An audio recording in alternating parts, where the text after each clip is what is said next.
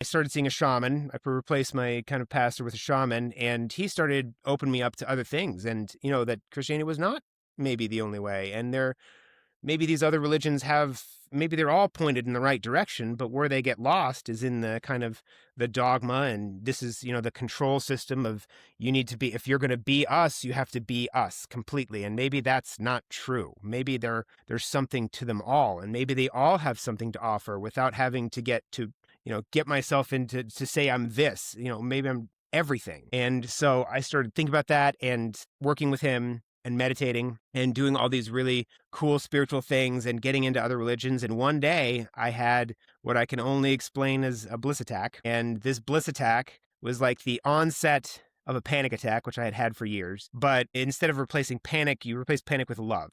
And so I wasn't doing anything. I wasn't even meditating at the time. It just came on when I was stretching from a workout. And it was just flowing feelings of love. And I call it my near life experience because a lot of people call this a near death experience to have something like this. But I wasn't dead and I didn't leave my body. I still have not done that out of body experience. It sounds amazing. And I'm sure I have not done it yet because I think I'd know. But it was like I was emotionally taken to the other side. It was like emotionally I had died and I was feeling what it was like to cross over. And it was just pure bliss. I was feeling my mother's energy. I had connected to it. I found she's definitely not in hell burning away.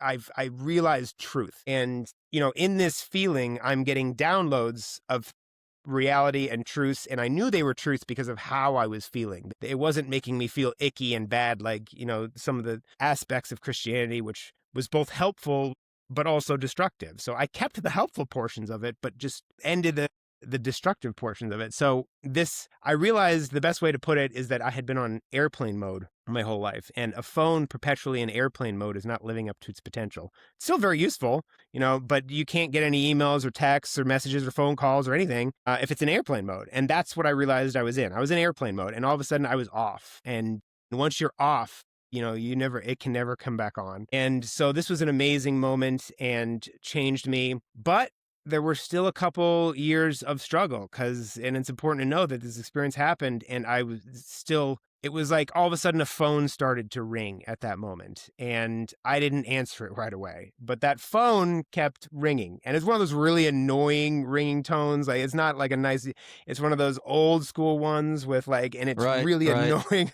one of those really annoying ringing Right. phones up in your ear. And so I struggled for a couple of years and the mother died. I had a sister die. I had a close childhood friend die. Then I was with a woman who was my fiance at the time, and she went to Boston one year. We had an infant son together, 6 months old, and one Christmas she went to Boston to visit family and never came back and cut me out of their life completely. So that was horrible. I mean, father's refuge, I get it. I've been there. I've been through the grief. And at that time, that's when, I started listening to that ringing. After something like that happens, you re-examine everything. And so, I still have not heard from them in 3 years. I still send her an email once in a while, but there's never a return. So she knows what she's doing. So it's a daily struggle. It is a daily struggle. But after that happened, I up and just moved to Sedona, which I'm in Arizona. So I went from Phoenix to Sedona and just spent a year there